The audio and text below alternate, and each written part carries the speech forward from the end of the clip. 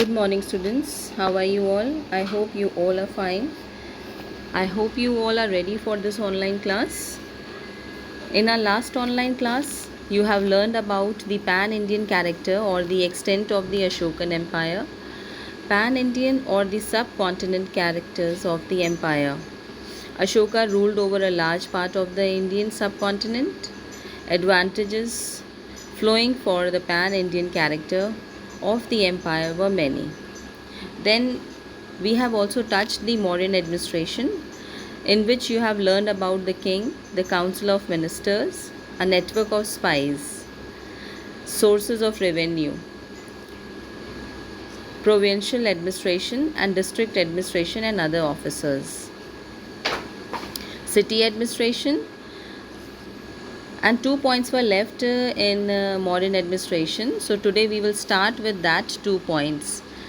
The first point was the administration of justice, and the next point was the peace and good order. So under the Mauryan administration, Megasthenes describe about an effective administration of the criminal law.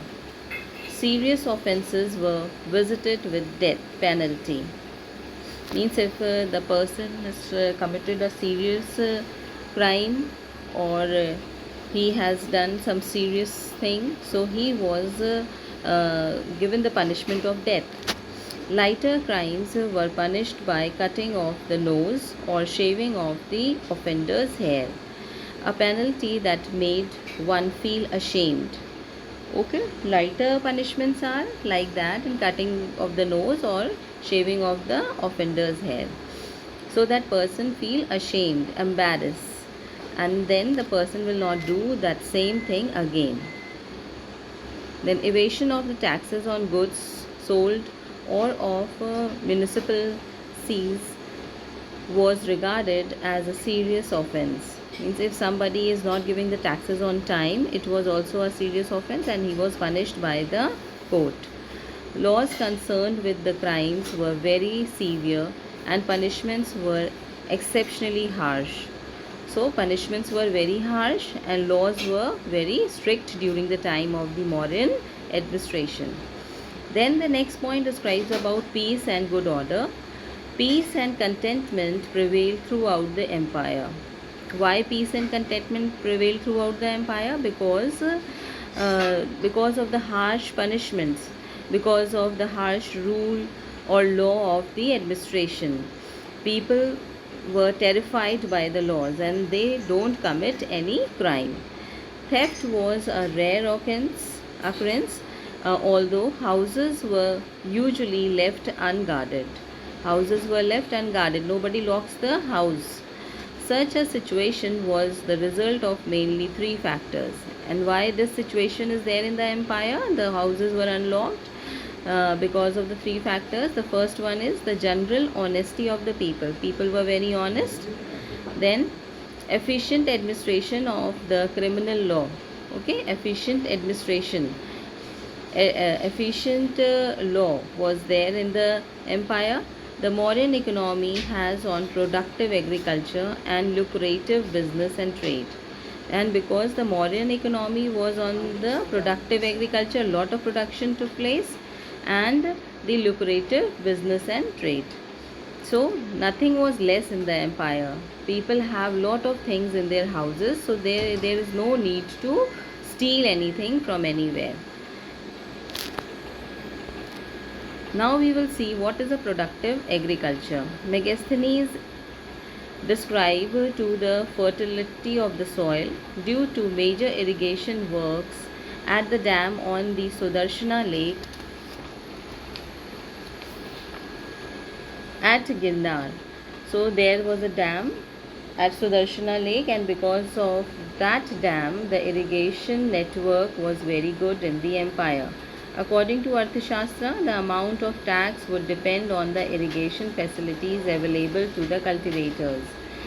Means the taxes on the farmers, they are depend on the irrigation facilities. Means how much facilities are there with the farmer, and how much things he was able to produce. So according to that, the taxes were imposed on that farmer, cultivators, and could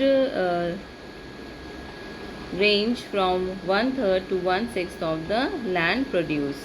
And it depends on the production of the land. If the land is producing a lot of crops, so 1/6, and if the land is producing a less production, so 1/3. Then the next is related to the trade. It is a lucrative trade. Trade was carried on both by land and the waterways. The royal highways ran from the region nearby Takshila to Patliputra. From the port of Tamralippi, the ships sailed for the east coast, Sri Lanka and Burma. At present it was known as the Myanmar. The Buddhist literature refers to the sea voyages from Broch, it is in Gujarat, to Babylon. So all these countries describe that the trade took place between India and Sri Lanka, between the Broch and Babylon. So because of the sea routes or waterways are provided, because of the ships or are provided for the trade, so the trade was very effective, and it was also a plus point or a good work for the development of economy during the time of Mauryan Empire. Children, do you know about the architecture of the Mauryan Empire? We have already referred to the style, layout and artistic or decorative features of the Sanchi Stupa. You have already learned about the Sanchi Stupa. In fact, the main examples of the Mauryan architectures are as follows. So the first one, remains of the royal palaces and the capital city of Patliputra. Then next was Ashokan pillars and stupas. Third one, rock cut Chaitya caves of the Barbara Hills near Gaya. Some Yaksha and Yakshini figures that have been found from Mathura and Patna. So Yaksha and Yakshini figures are related to the god and goddess. Okay, it was related to the symbols or idols of the god and goddess. The pillars are the best specimens of the Mauryan architecture. The lion capital of Sarnath pillar has been regarded by Vincent Smith as the best example of animal sculptures in the world as a whole. Animal sculptures as a whole means it is the best example in the whole world. Means the lion capital of the Sarnath pillar of Ashoka was compared with the whole world sculptures, and it was the best specimens among all. Then the Yakshini figure from Didarganj near Patna shows Yakshini in her fully developed body. The Yakshinis are nymphs in Indian mythology. So in this you have learned about the architecture and different monuments during the time of the Mauryan Empire or Mauryan dynasty. Now we will learn about the Dhamma. So the Dhamma, the horrors of a single war, convinces Ashoka that the chief conquest is the conquest of right and of might.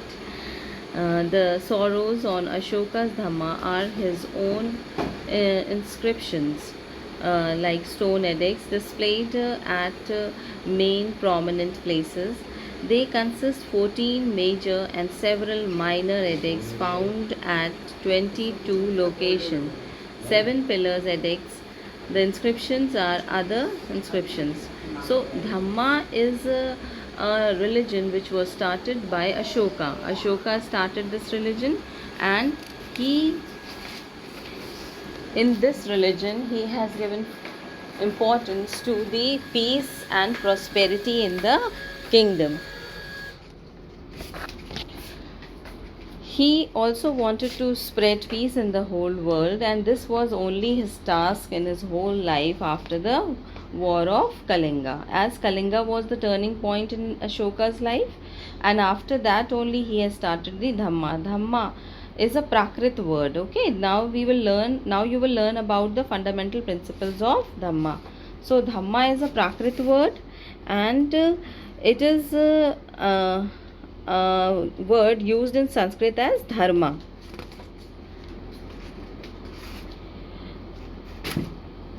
Dharma never meant exactly religion. Okay, it never meant same as a religion. It implies concepts such as the justice, virtues, morality, law, and duty.